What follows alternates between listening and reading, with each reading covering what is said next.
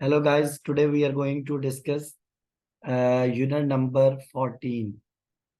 Okay, please remember actually unit number 12 plus unit number 13 plus unit number 14. So these three topics, okay, is called planning, budgeting and forecasting section. And it is your 20% of your exam.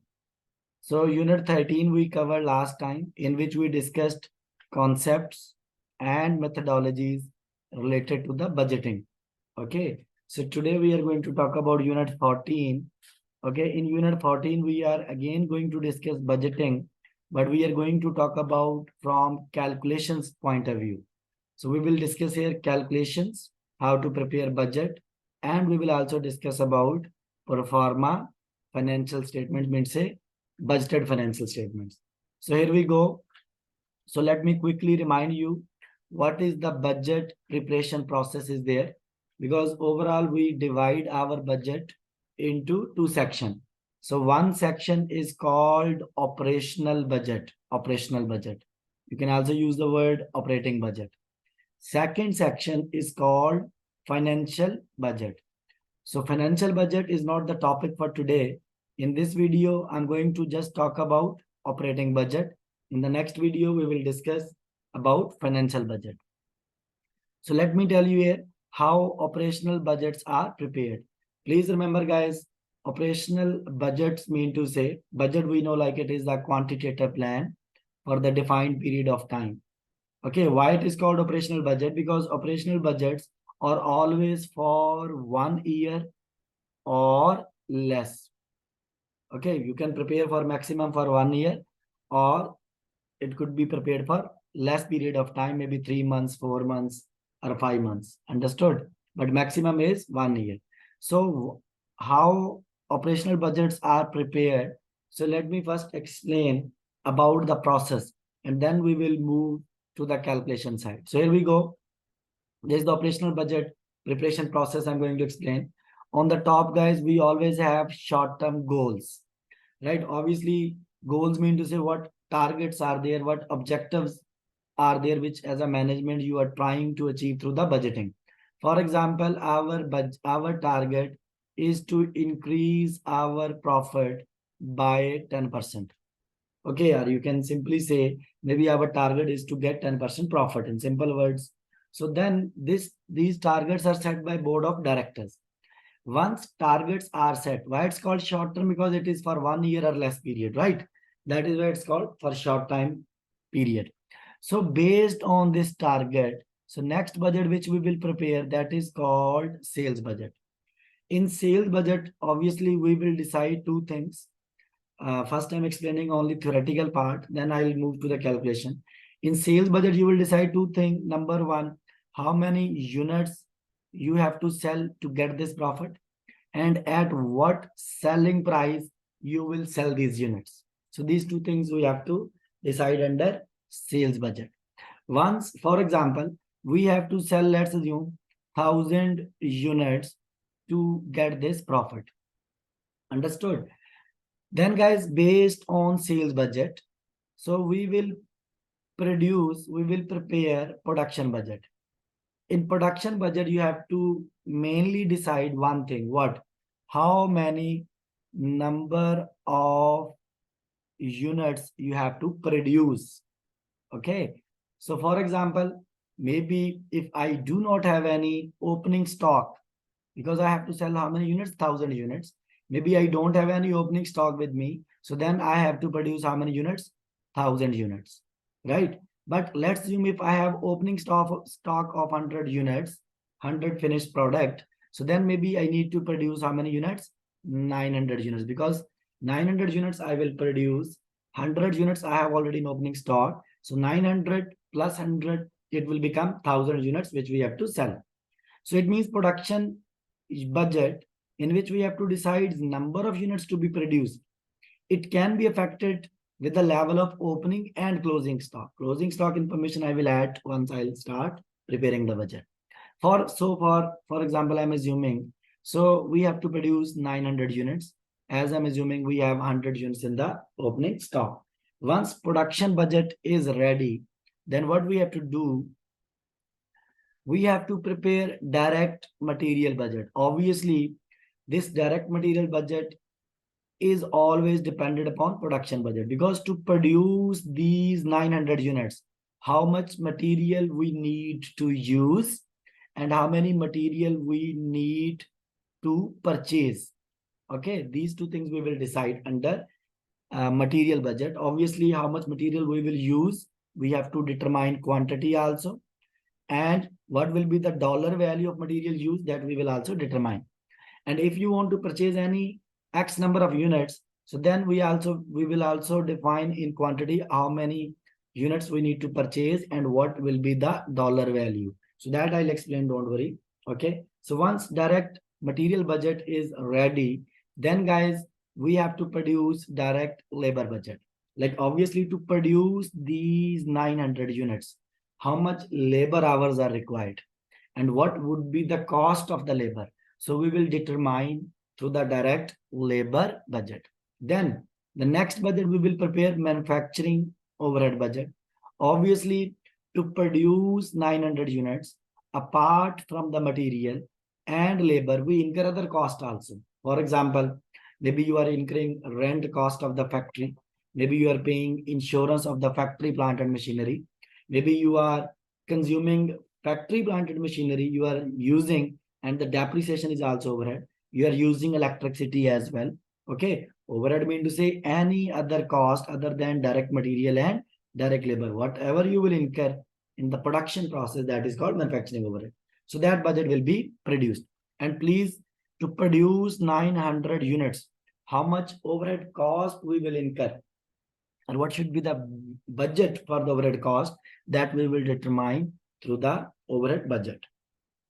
After that, once these budgets are ready, then we will prepare another budget, which is called ending finished goods inventory budget. Okay, this is a little bit tricky. So here we will define the value of closing stock.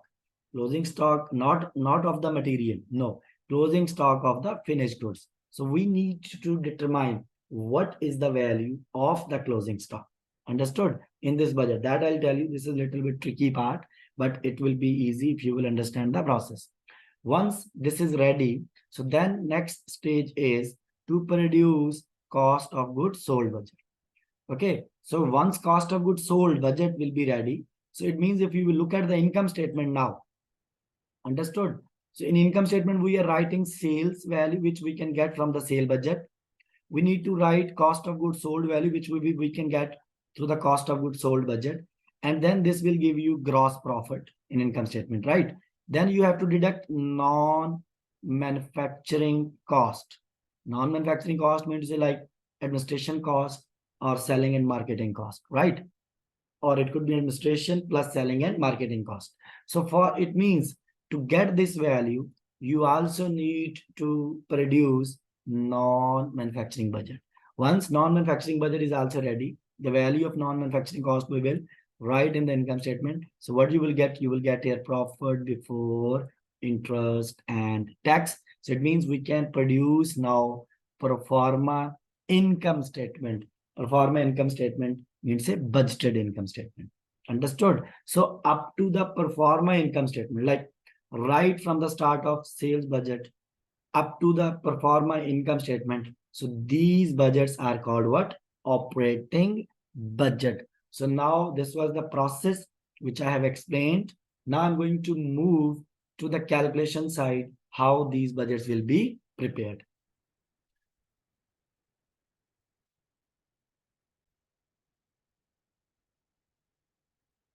Here we go, guys, starting right from the sales budget. So obviously, guys, so there are two things we are going to discuss. As I told you, under sale budget, we have to decide, okay, how many units you have to sell to achieve the targets, short-term goal, and what would be the selling price. So guys, to understand these things, so there is a one small concept is there, that is called sales forecast. Understood? Obviously, sales forecast means that you have to make the prediction for the future, because budget you always prepare for the future, right? So for the upcoming period, so you need to forecast the sales. Okay, but forecast means you need to make the prediction of the sales, how many units you can sell. Please remember, sales forecast starts by looking back at historical trends and seeks to determine a pattern so that next year sales can be predicted. In simple words, when you make the prediction, so predictions are always based upon your experience, which you gained through the past. Understood? So here we go. So how to do the sales forecast? Because in your exam question, he will give you certain data of the past few months. Understood? And based on that, he will ask you what could be the sale for upcoming period. So how it is going to work? So I am directly showing you with the help of example. So similar questions might be available in your exam. So here we go. Guys, please remember here, this is the example. With the help of examples, I will explain everything. So here we go. So we have a M company had the following sales for years 1 to 5. This is the past trend is given. For example, this is what sales in millions. Understood? Let's assume. So it could be units, it could be dollar value, it could be anything.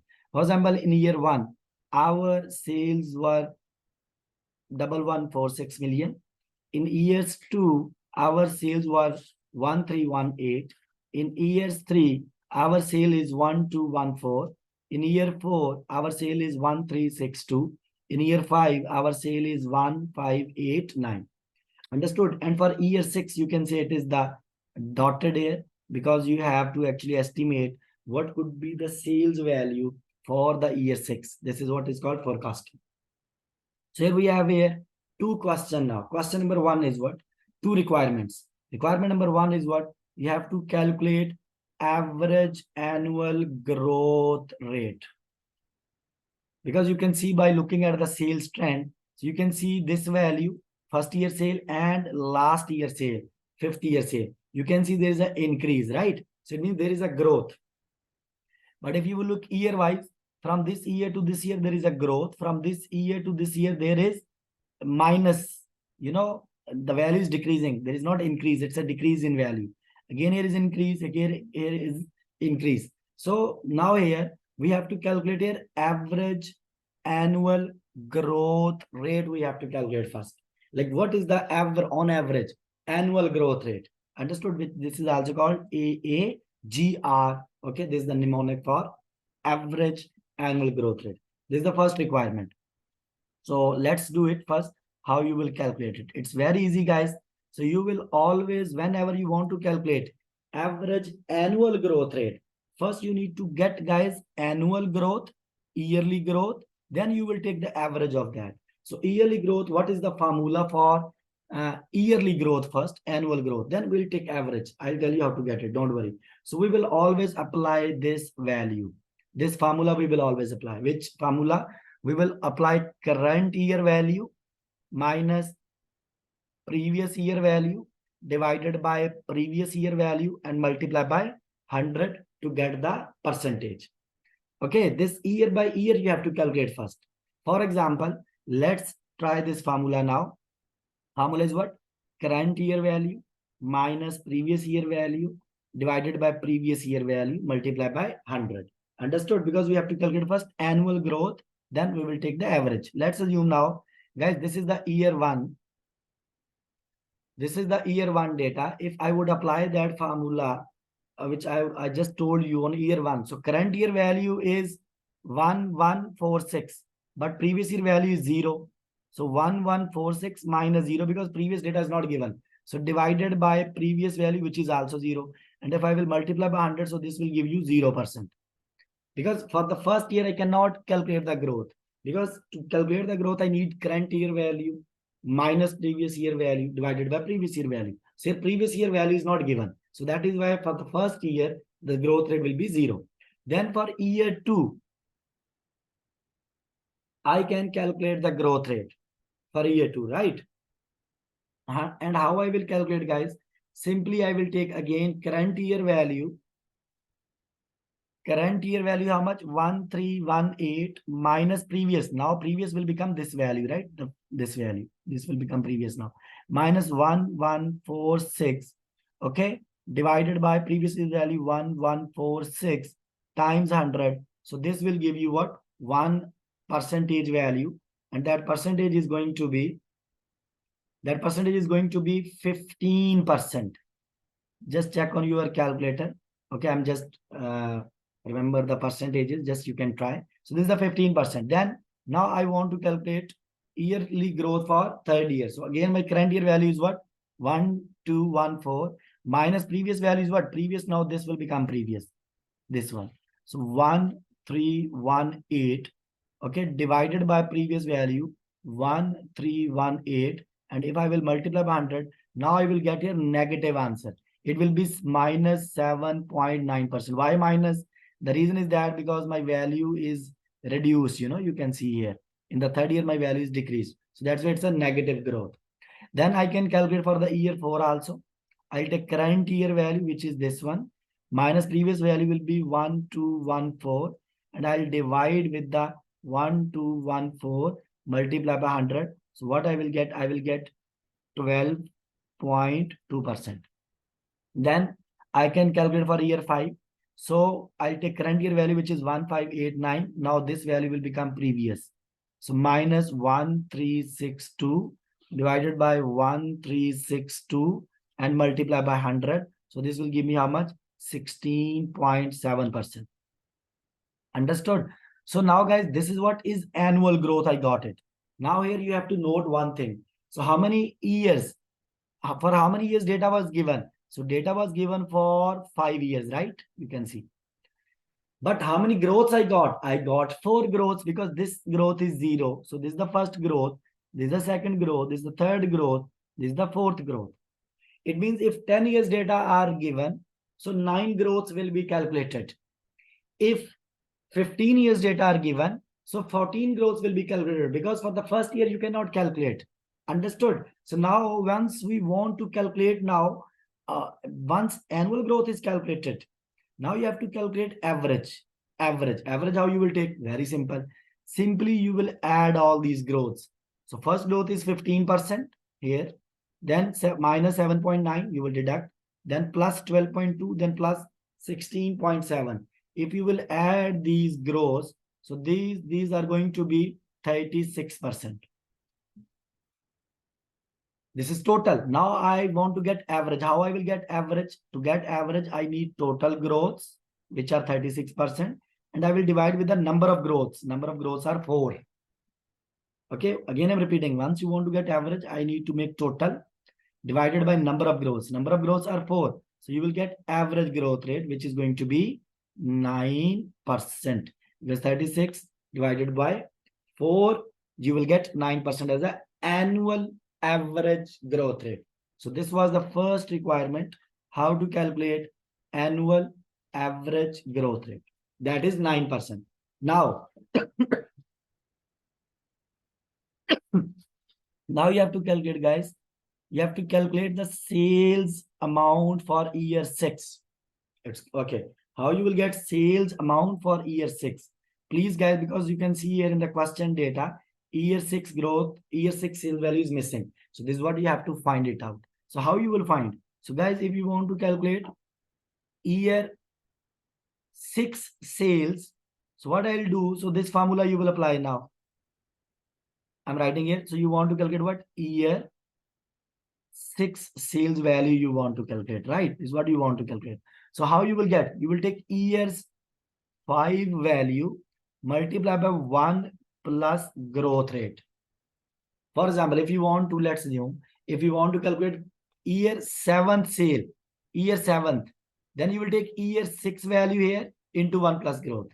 If you want to calculate year 8th sale, you will take here year 7th sale into 1 plus growth. Because last value you have to take and you have to grow it with the average growth rate. So year 5 sale was what? So because I want to calculate year 6 sales value, so I'll take year 5 sale value, which was how much? It is given here 1589 into 1 plus growth.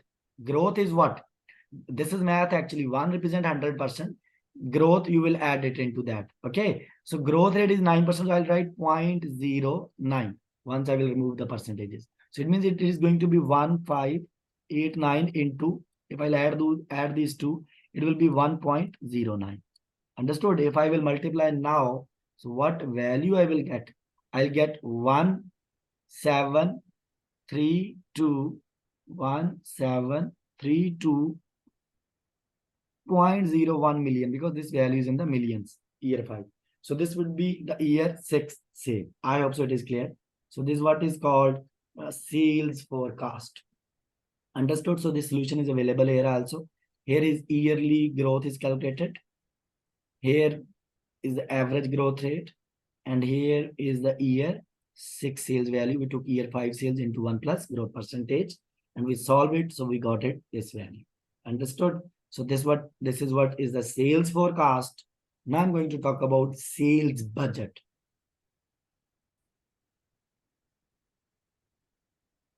So under sales budget, guys, as I told you, we have to simply decide how many units you would sell and what would be the sale price. Okay, now let me make it more simple.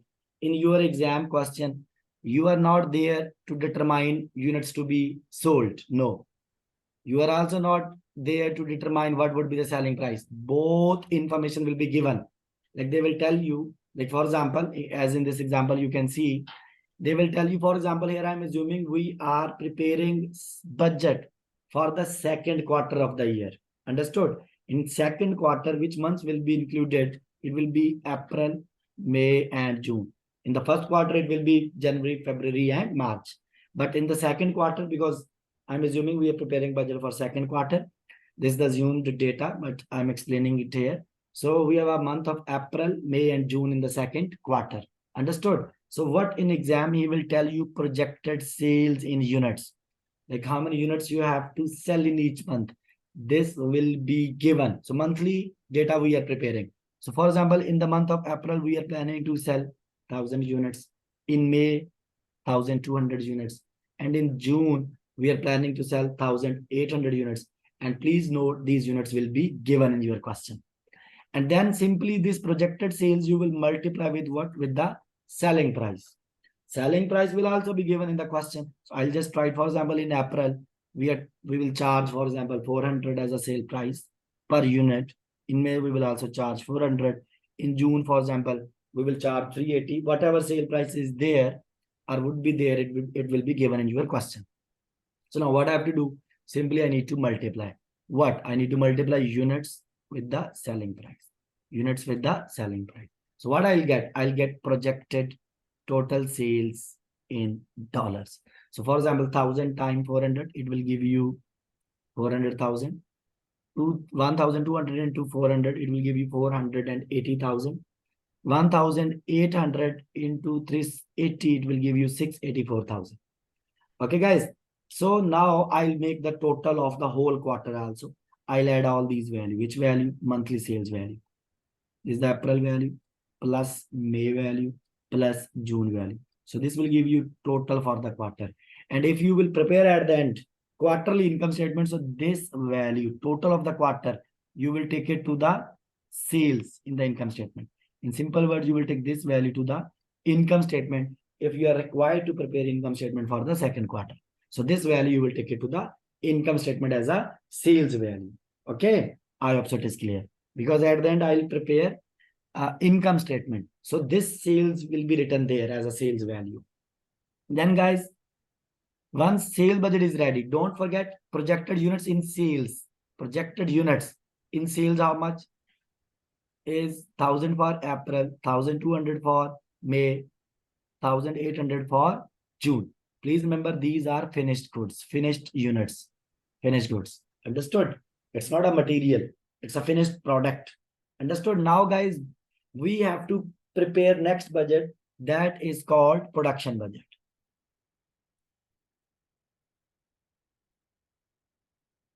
In production budget, you have to decide only one thing. What you have to decide? That you have to decide number of units to be produced.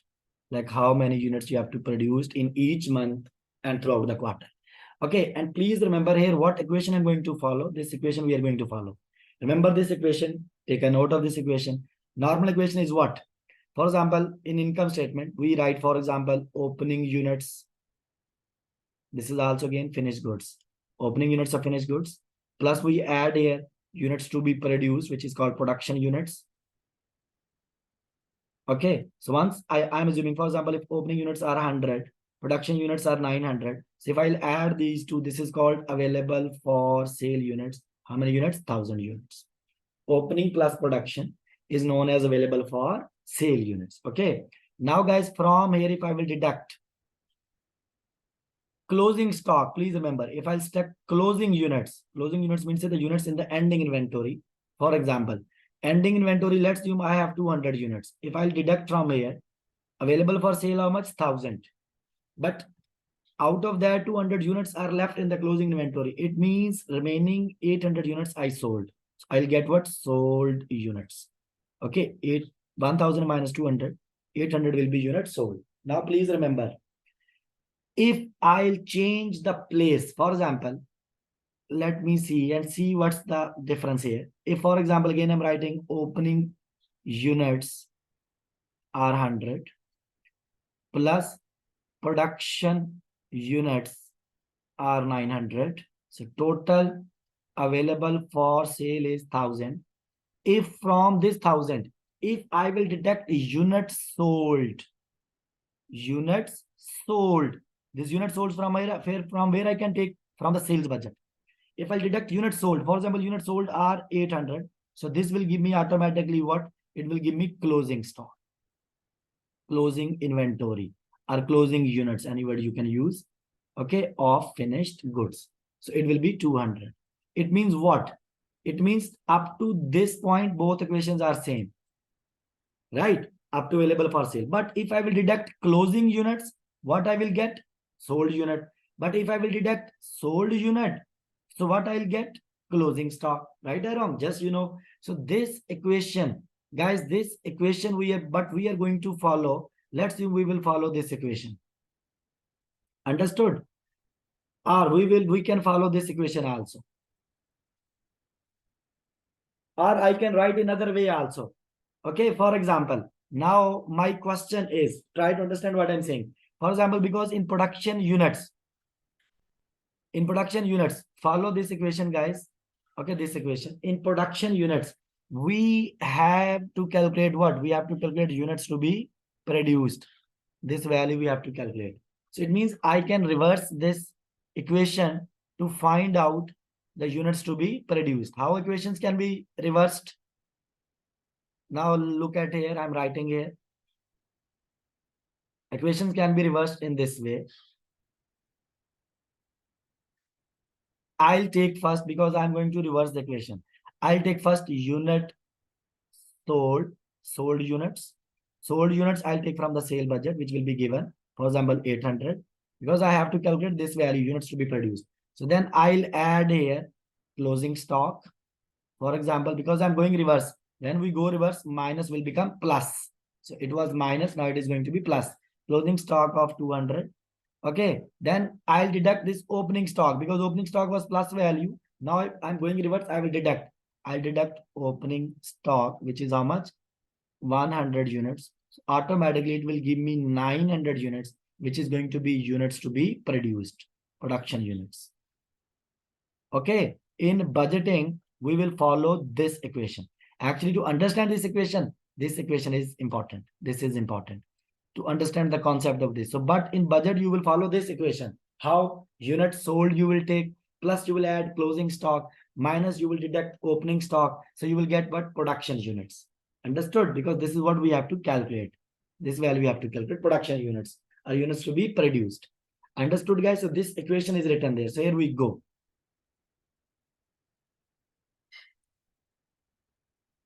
In production budget, as I told you, we have to decide the number of units to be produced.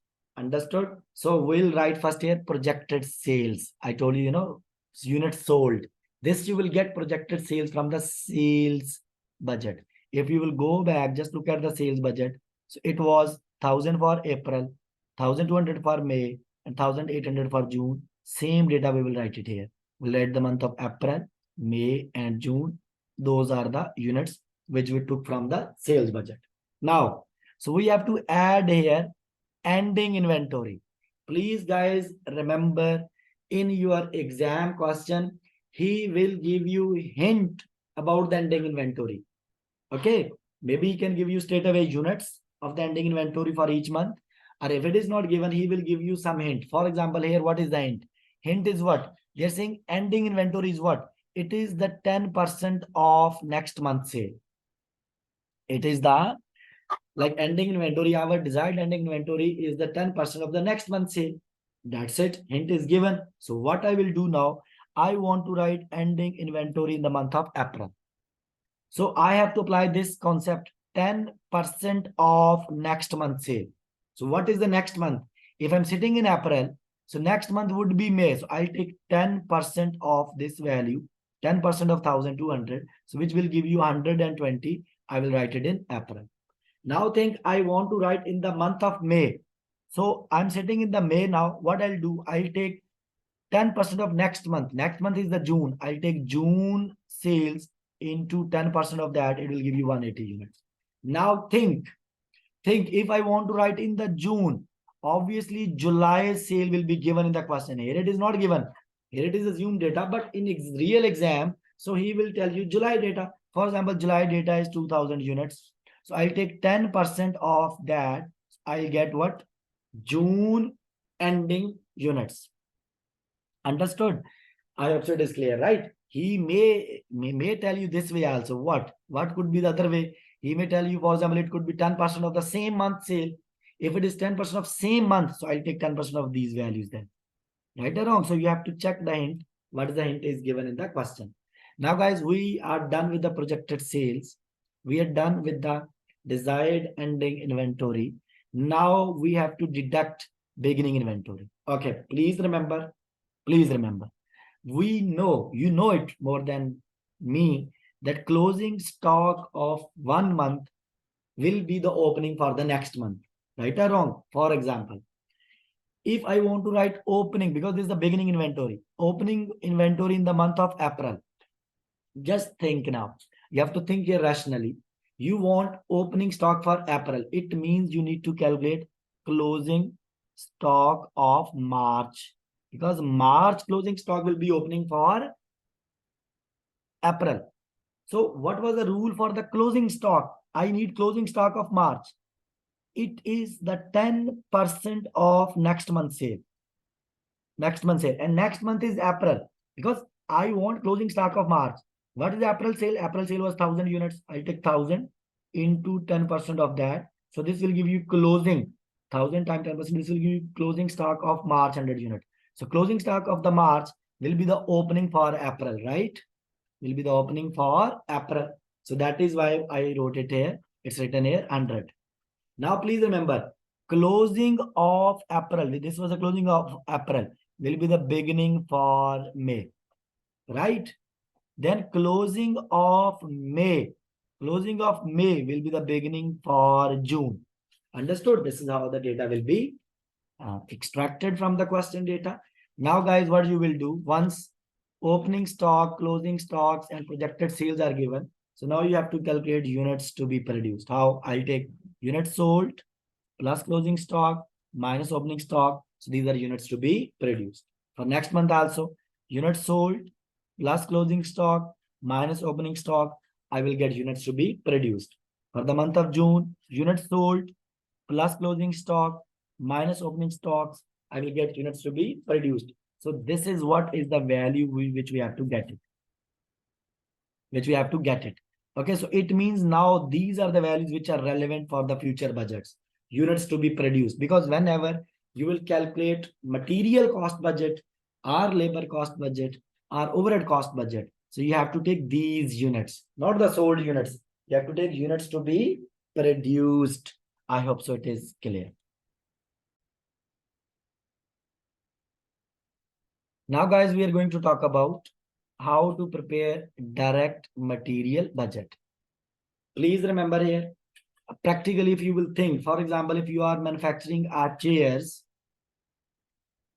on chairs you are using different type of material. For example, you may use some metal, you may use some kind of plastic, you may use some kind of, for example, foam, right or wrong? So there are different materials which we are using on one product.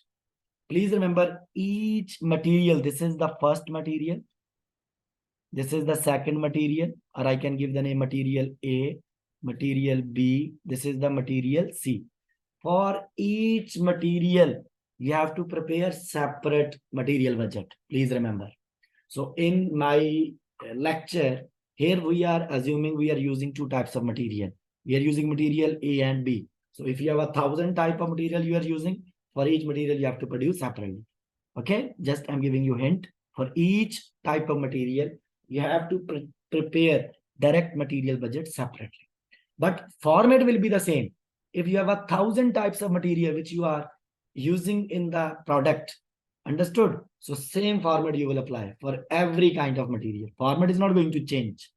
So here we go. Please remember.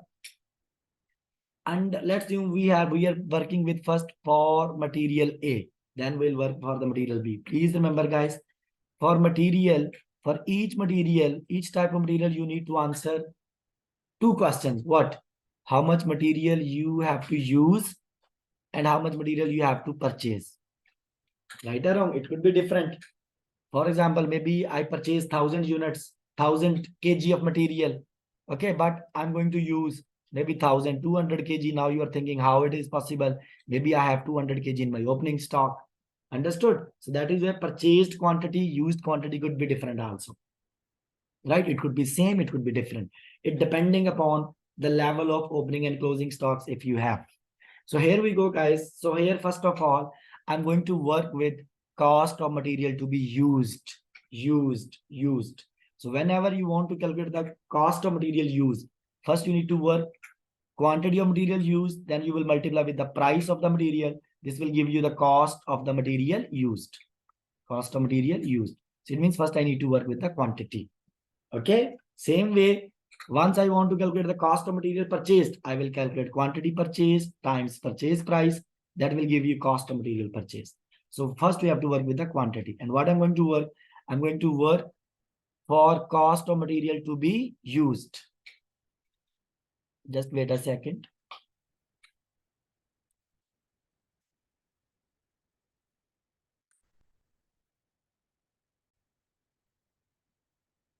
So guys, here we go. First we are calculating for material A, cost of material to be used. I know, as I told you, to get the cost, first we need to get the quantity, then we will multiply with the price. This will give you cost of material to be used. So how it is going to work? Guys, please remember, again, this format you will follow. Which format you will follow? Normal equation, let me explain first. So we will take, this format is written here, guys. So first you will take units to be produced. First thing we will take units to be produced. Please guys, this data you will get from the production budget. We have calculated units to be produced. For the month of April, it was 1,020. For the month of May, it is 1,260.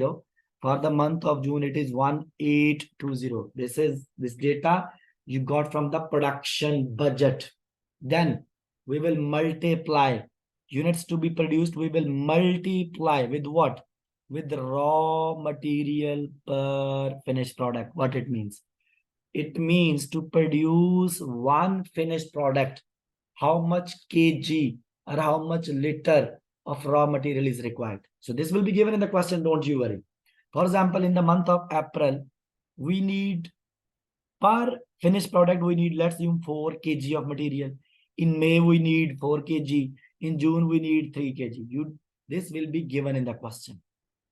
And you should not question why it is 3 here. It could be 6 here also. Maybe 3, maybe it is the fact of learning curve, etc. Understood? Because kg is reducing here. Huh? So, but whatever data is given in your exam question, simply just multiply. Don't ask examiner why it is so. Understood? So we will multiply. Once it is multiplied, production units to be produced. Once we will multiply with raw material per finished product, what you will get? You will get total units needed. Units means a quantity. Total quantity of raw material needed for the production. Needed, this is really important value. This is actually this value, the quantity. So quantity is how much? Once I will multiply, it will give you 4,800 kg, 5,040 kg, 5,460 kg. So now I will multiply this quantity. This is the quantity now. This quantity I will multiply with the price. Price will also be given. This is the next line. Raw material cost per unit. Raw material cost per kg. It will be given, or per liter, whatever it is. It will be given. So let's assume it is $12 in April, May $12, June $12 also. So once I will multiply, this will give you cost of units used in the production. Cost of units used in the production. Please remember, guys, the whole, in the month of April, cost of units used in the production is 48,000 something. In the month of May, it is 60,000. In the month of June, it is 65,520. So the whole total of the quarter, if I will add these values, the total of the quarter is 174,960. Please remember, this value, we will always take it to the income statement under cost of goods sold section. Understood? One question is answered for material A. Okay, please you have to memorize the format. What is the format? Units to be produced times raw material per finished product. It will give you total units needed. Then you will multiply cost per unit. This will give you cost of units used in the production. And the total of the quarter, you will take it to the income statement. Clear, guys? Now, second question you need to also answer what? How much quantity you have to purchase? Quantity purchased. You will multiply with the price. You will get cost of purchases. But in the income statement, you will take cost of material used, not the purchases. Okay. Purchases automatically it will come inside. Don't worry, under the used value. So please note now, I'm going to work now how to get the cost of the purchases. For that, I need to calculate quantity purchased times price. Okay. So how I will get? So please remember here it is calculated here. Guys, this is the question which I'm going to apply. Please. Normal equation for material is what? Normal equation is what? Opening raw material plus raw material purchased minus closing raw material. This will give you raw material used in the production. But if I know raw material used in the production, this which I know, so I can reverse the equation now to find out raw material to be purchased. To find this value, I can reverse this equation. What I'll do? I'll take on my format first, raw material used, which I have already calculated. I'll show you where. Okay, plus I'll add closing raw material because I'm reversing. Closing, it was minus, now you will add it. Minus opening raw material. Okay, so this will give you what? Raw material to be purchased. To be purchased. Please remember, this is going to be quantity of that. Clear? So this equation we have to follow to get the value, quantity of raw material purchase. So here we go. Here we go, guys. So please, you can look at here. So we'll start like that. This is the question. Let me tell you how it is started. So first of all, you need raw material used. So this is the value of raw material used. Raw material needed or raw material used. It's the same thing. It's a quantity. You have to pick this value and you will bring it here as a first line. Okay. For example, total units needed for production. So I'll bring these lines here. Okay. Then I will add here. Ending inventory of raw material. I'll add. Okay. Again, in exam, he will give you hint for ending inventory. For example, what is the hint here? It is assumed the ending inventory of raw material is the 20% of next month needed. This is the needed units you have already written. For example, if I want to write, okay, there could be some calculation mistake also, but process I'm explaining. Follow with the process. So if I want, for example, closing raw material for the month, this is April, April. This is May, and this is June month. If I want, for example, closing inventory for the month of April. So what is the data? Data is what? 20% of next month needed. So next month is this one. If I take 20% of that, okay, please guys, ignore the arithmetical accuracy. There could be some wrong calculations also. because I just copy pasted. I remember there is some mistake as well. So, but I'm not sure, you can just try. So it is, for example, you will take 20% of next month. So this will give you closing raw material for the month of April. If I want to write in the May, the next month is June, I'll take 20% of that. If I want to write in June, obviously July needed units will be given here. So I'll take 20% of that. So I will get this value. Here it is assumed value. Here it is assumed value. Okay. But obviously to write the June, in the June, July data will be given. Just multiply the 20% and take it here. It's not necessary it should be 20. It could be 10%, 5%, any X percentage. So, okay. So once it is done, now you have to calculate you have to deduct beginning inventory of raw material. I'm following same equation which I told you. Okay. Beginning inventory. Beginning is what? Obviously, guys, first,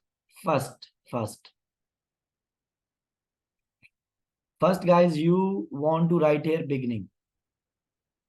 I guess this value is wrong. Okay. Because beginning, I want to write beginning for April. So what should be the idea? Idea is March closing raw material should be the beginning for April. Beginning of April. Okay, it means I need to get March closing raw material. March closing. And what was the rule for closing? It is the rule 20% of next month's sale. If I'm sitting in the March, I will take April needed units, which is 4,080. Okay, multiply by 20%. Because rule for closing inventory is what? For closing inventory is what? 20% of next month. If I'm sitting in the March, I'll take April into 20%. So that is why you will take 20% of 4, this is the April value, 4080 into 20%. It is not going to give you 400. It is going to give you more than 400, right? So this is the mistake in the calculation in the book itself. But process I told you, right? Then if I want to write the beginning of May, I'll take closing of April and I will write beginning of May. If I want to write beginning of June, I'll take closing of May, it will become beginning of June. Same process as I told you under the production budget. Same process we are following here. So now what you will get here, guys? Now if I will add these values, which values?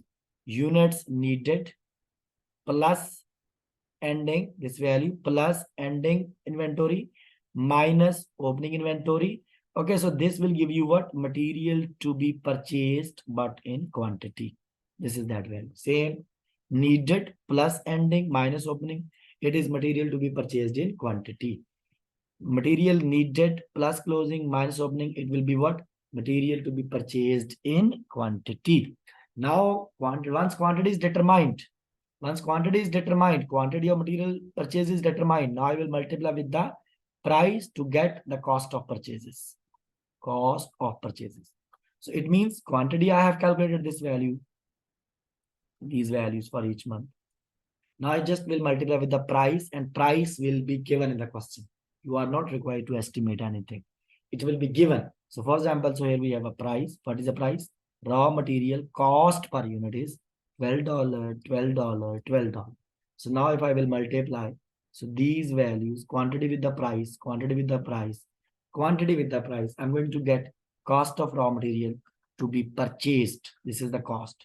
But please, I will not take the total of this to the income statement. No, to the income statement, I'll take cost of the raw material used, which was this value. This value will go to the income statement. Understood? I hope it is clear. If you are now, guys, here, please remember, I'm just trying to help you here because this is important information which I'm going to share. If I will ask you, data is in front of you, and your answer will be from here, from this table only. Let me remove unnecessary thing, because I'm going to ask some questions from you here, and you will answer that question, because these questions, if you will answer, so you will get next upcoming budgets very easily. For example, if I would ask you,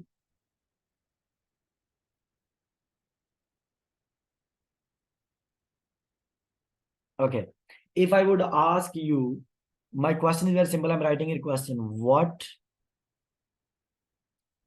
is the cost of material used per finished product, per finished good. And I want you to tell me the answer from the month of June, only from the month of June. And your answer will be here in this section. I'm asking what is the cost of material used, okay, in the month of June per finished goods. How would you calculate, guys? Cost.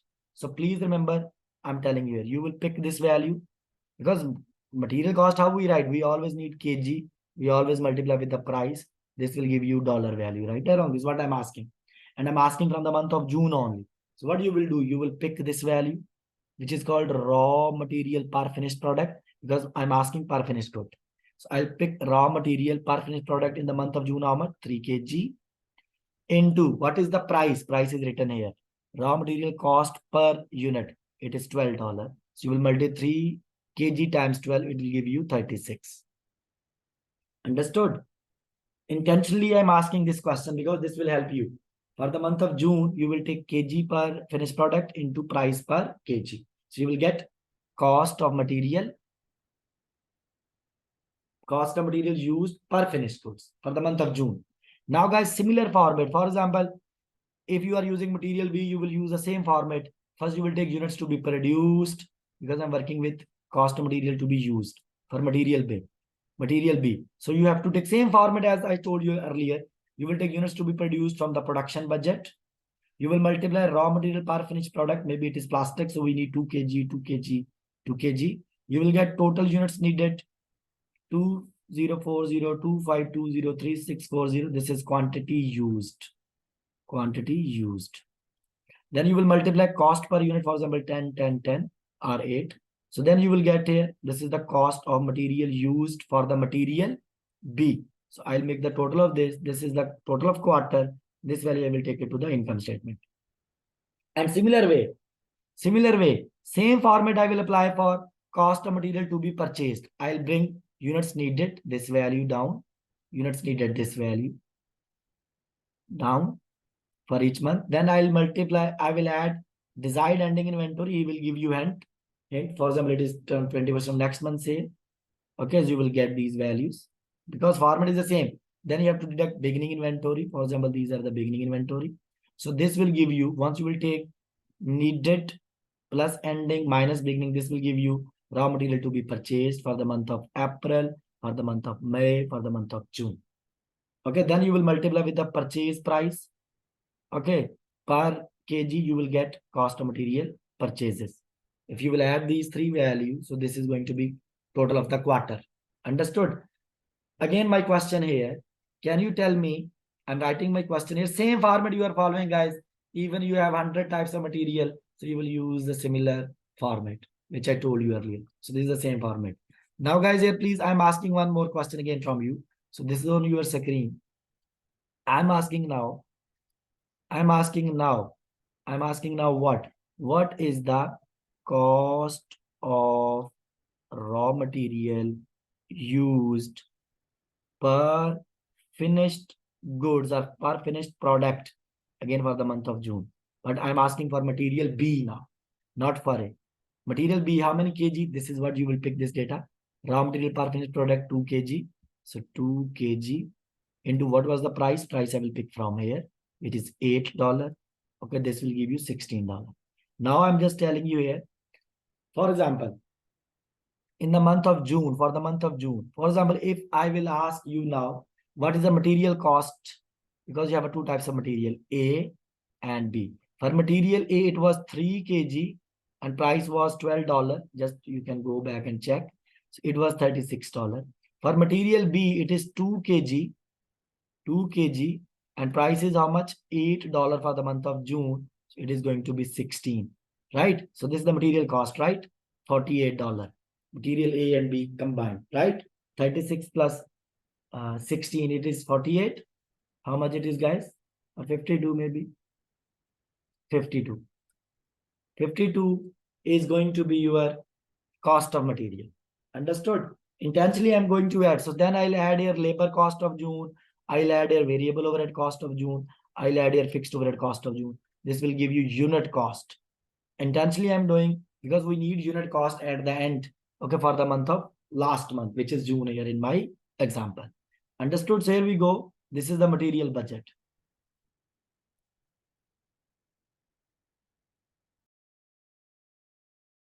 Now, guys, we are going to talk about direct labor budget. Please remember, it is also very quite simple. So in direct labor budget, we are going to answer again two questions. How many labor hours are required to produce those units for the month of April, May, and June? And what will be the labor cost? Okay, so how our format is very easy. So first you will write again the month April, May, and June for the second quarter. Understood? Then you will write it here, units to be produced again. So these units to be produced, you will get from the production budget. Okay, so these units to be produced, we already used in the material budget also. So units to be produced, we will pick, which is 1020, 1260, 1820. Now you will multiply here units to be produced. You will multiply with what? With the direct labor hours per unit. Obviously, to produce one unit, how many hours are required? For example, we need 2 hours, 2 hours, 2 hours in each month. So once I will multiply these two values, units to be produced with direct labor hours per unit. So this will give you what? This will give you projected total direct labor hours. This is total direct labor hours for each month. Okay, now guys, here I am multiplying here. You will multiply with direct labor cost per hour. And I am assuming this is the basic rate. Please, there are two different rates might be available in your exam question for labor cost. What is the basic? It is similar like your salary. For example, you always have a basic salary, plus you might have allowances. Okay, so this is your gross salary. Right or wrong? So same here. So for labor, basic rate could be given, allowances could be given. So then you have to take basic plus allowances, you have to convert to the gross. So I'm assuming this is the basic rate. What is the basic rate, for example? In exam, we will tell you what is basic and what is allowance. Okay, so then you have to convert it to gross. So first you will multiply with the basic rate. Let's assume basic rate per hour. You are paying to labor for each hour 18.64, 18.64, 18.64. So if you will multiply these 2 hours with the basic rate, this will give you total projected direct labor cost. But please, this is the labor cost. This is the basic labor cost. This value, don't take it to the income statement. No. In income statement, you will always take the gross values. It means once you got the basic, now you need to add allowances into this to get to the gross value.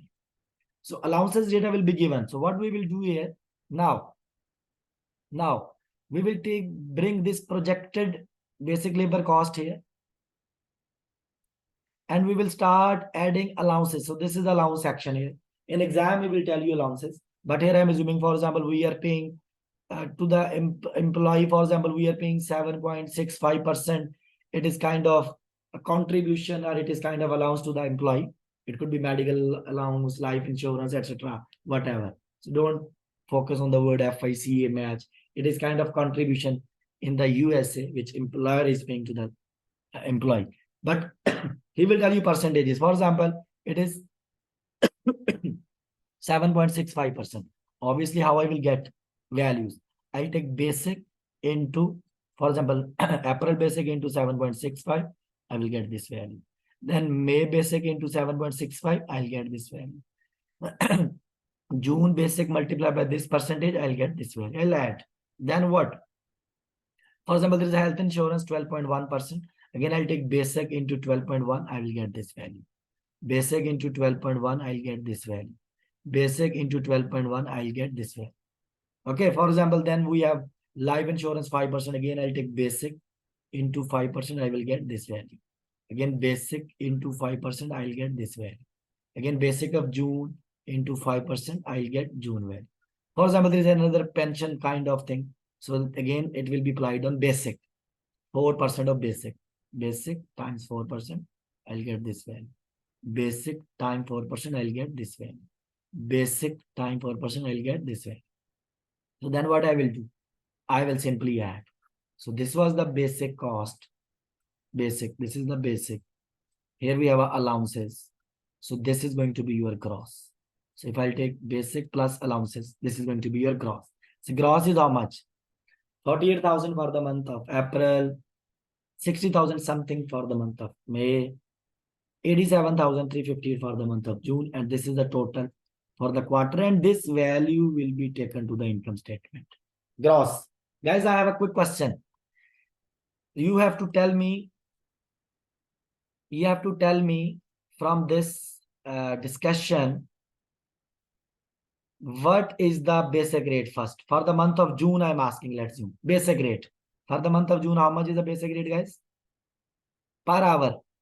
Basic rate is 18.64. This is the basic rate. But if I want you to tell me gross rate, it is on your screen now. Answer is on your screen. You can find it from here. I want you to tell me what is the gross rate per hour. How you will take? For the month of June, I'm asking only. I'll take June total labor cost, which is 87,358. And I'll divide with the June total hours. And June total hours are here.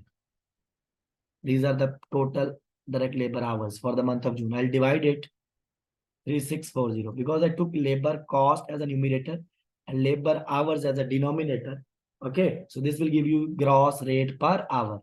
And if you will calculate it, gross rate per hour will be, if you will divide, it will be $24 rounded value, I guess. Okay, now I'm asking one more question. So we got one thing. We got what? Labor rate, which is $24, for example. Now I want you to tell me one more thing. Again, answer is on your screen. It will be on your screen. You have to search. If I will ask you what is the labor cost per finished product, for the month of June again. So guys, it means you need labor hours per unit into gross rate per hour. So labor hours per unit is given here. Direct labor hours per unit here. Here. For the month of June, 2 hours. Into gross rate is how much? 24, which we just calculated. So you will get what? Labor cost per finished product, $48. Now guys, let's complete the format. I told you, for example, for the month of June now, because I'm doing intentionally these things. For the month of June, if you want, what is the unit cost for finished goods? Unit cost will include what? Material cost. There were 2 types of material. Material A, material B. It was 3 kg. Rate was $12.36. Material B, it was 2 kg. Rate was 8. It is $16. Then we have a labor cost. We have 2 hours into rate is $24 per hour. So this is going to be $48. Okay, then I'll add now labor, variable overhead cost and fixed overhead cost also. Understood, guys? So I hope it is clear, right?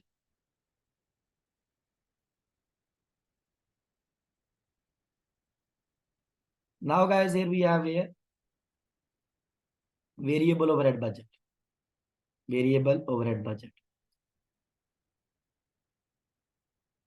Next budget, variable overhead budget.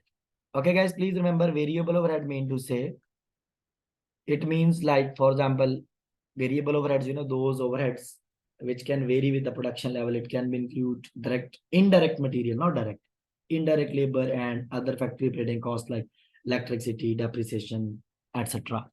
Understood? So now, guys, here we have a variable overhead cost budget. How it will be prepared? Please remember, in budgeting, we assume our variable overheads are based on labor hours. It means if I want variable overheads in dollars, I'll take labor hours into rate or into variable overhead rate. Which rate? Variable overhead rate per hour. Variable overhead rate per hour. So labor hours we will get from the labor budget. What we are assuming? Our overheads are based on labor hours. So labor hours we will get from the labor budget and we will multiply with the variable overhead rate which will be given in the question.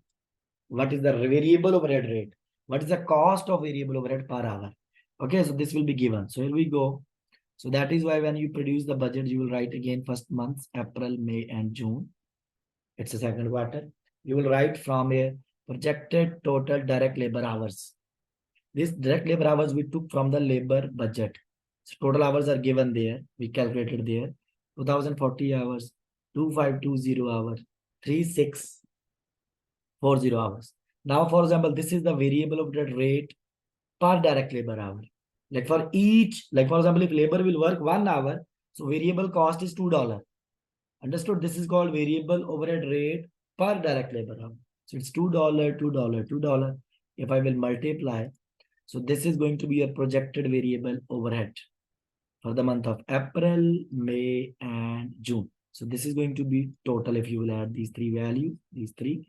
So this value we will take to the income statement. Okay, guys. Now great. Now I'm adding here again. Can you tell me what is the variable overhead cost for the month of June? Okay, again, for example, if I'm calculating unit cost for the month of June, what I will do, I will take material cost. There was two material, A and B. A were 3 kg into 12, it was 36. B is 2 kg, it was $8.16. Then we took labor cost, it was 2 hours into labor cost is $48 per hour. It is going to be $48, 24 per hour, right? It is going to be 48. Now we are going to add variable overhead. Variable overhead, as I told you, it is based on labor hours. So we'll use same labor hours, 2 hours, because I want per unit. Okay, 2 hours into what? This is the rate of variable overhead, $2. It's given here. Rate, $2. I'll take 2 hours into $2. So this is going to be 4. Now what I have to add? I have to add a fixed overhead. For that, first you need to understand fixed overhead budget. Okay, intentionally I'm calculating unit cost for the month of June. After a few minutes, you will understand why I was calculating. Now we have a fixed overhead budget. You know, guys, fixed overhead means it could be real estate taxes, insurance, depreciation. If it is on straight line or reducing balance method. Depreciation could be variable also if it is on unit basis. But if it is straight line or reducing balance method, so then it is fixed overhead. Understood? So because it has no relation with the production then. So now here, for example, fixed overhead simply will be given in the question. So for example, it is 9,000, 9,000, 9,000.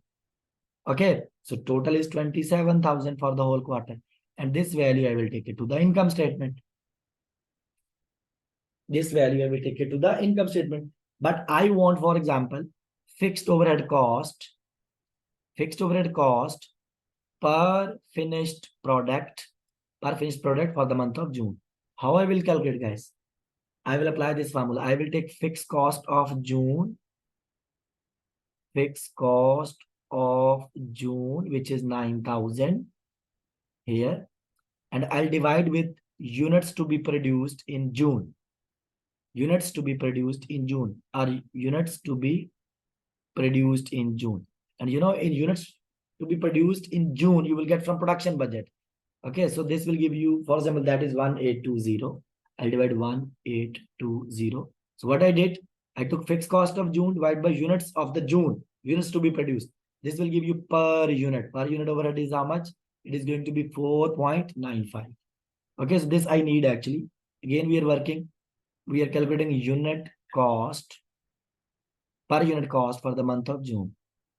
So I told you, we have their material cost, material A and B, it was 3 kg into 12, it is 36. B were 2 kg into 8, it is 16. Then we have a labor cost, which is 2 hours into $24 per hour. It is going to be 48. Then we wrote variable overhead. It is 2 hours, same labor hours into rate was also $2. So it is going to be 4. And now we added here fixed overhead, which is just we calculated 4.95. 4.95 per unit. Okay, 4.95. So if I will add all this material cost, labor cost, variable overhead cost, and fixed overhead cost, this will give you unit cost of June. Why I calculated? So the unit cost of June will be, let me just check what is the correct answer for that. It will be 108.95. It is calculated here also. Material A, material B, labor cost, variable overhead, fixed overhead. for the month of June. June. Okay. So this is how much? 108.95. Now, guys, I'm going to produce another budget. For this budget, we were calculating unit cost actually. And the next budget after overhead budget, the next budget is called what? Ending finished goods inventory budget. Okay. And what is ending inventory? Guys, please remember here, try to understand what I'm saying here. I want to here simply estimate what is the value of ending finished goods. What is the value? This is what I'm trying to estimate. And why we need. You need to understand. For example, when we prepare income statement. For example, I'm preparing your income statement for the second quarter. Second quarter mean to say April plus May plus June. So tell me what will be the ending inventory here. Ending inventory will be the inventory of June, right or wrong? And opening inventory will be the inventory of April. Understood or not? Because when we write the inventory in cost of goods sold, there we need to write opening inventory plus production cost minus ending inventory. So that is why we are calculating ending inventory. Ending inventory will be the inventory for the month of June. For example, if you are preparing income statement for the year, last month is starting from Jan, last month is December. Ending inventory will be the December inventory and opening inventory will be the January inventory, right? So, but here I'm producing for the second quarter. So April inventory will be opening and June inventory will be closing. So what is my question? My question is, we have to calculate under ending finished goods inventory budget. We need to calculate value of ending finished goods. Ending finished goods means say for the month of June you need to do for the month of June. So what I'll do, I'll take I will take because I want to calculate ending finished goods value for the month of June. I'll take what? Ending units of finished goods for the month of June. And this value I can get from the production budget. If you will go to the production budget, what is the closing stock there? So that I'll take ending units of the finished goods and I will multiply with what? With the unit cost of June. Unit cost just I calculated. Unit cost is how much? Unit cost is 108.95. This value I will take 108.95. And I have to now take ending units of finished goods. Okay, for the month of June, which I can get from the production budget. I will go back to the production budget. See, I'll show you. This is the production budget in front of you. Just let me show you name. This is the production budget. I'll go to production budget, go to the June and check what is ending inventory is written there. Ending inventory is written as 200 units. This is what I pick.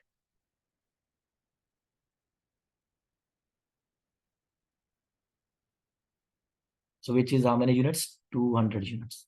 So 200 units multiplied by unit cost of June. This will give you value of closing stock, and value of closing stock is going to be how much? $21,790. This is what is done here. Okay, 108.95 into 200. So you will get it here, 21,790 as a value of closing stock. Now, guys, please remember, you can produce income, or you can produce first cost of goods sold budget. What budget? Cost of goods sold. It is next budget now. You know, cost of goods sold, how you calculate, please remember. Cost of goods sold, this is the format which you will always follow. This is the format for the cost of goods sold. This is the format. First of all, you will write it here, beginning finished goods inventory. From where you will get beginning, this is finished goods, guys. Beginning finished goods inventory. From where you will get this actually will be the ending inventory of the first quarter. Ending inventory of first quarter, because this is for second quarter income statement. So ending, the way which we have used now to calculate the value of ending inventory in the second quarter, similar way we will use in the first quarter. We will take it there, March finished goods inventory, March, multiply by March unit cost. So that value will be the beginning for this. And by the way, it is assumed only. Okay, because March ending will be beginning for April or beginning for this quarter. Okay, that's why it's beginning finished good inventory. Then you will add your manufacturing cost. What is the manufacturing cost? In manufacturing cost, you have a material A cost, material B cost, labor cost, variable overhead cost, and fixed overhead cost. If you don't remember, I'll tell you from where you will pick this value. Go to material budget first. Do you remember for material A, I told you which value will go to income statement. For material A, I told you you will take this value, which is the cost of material used in production, this value to the income statement. Okay, 174 something. Not purchase, use you have to take.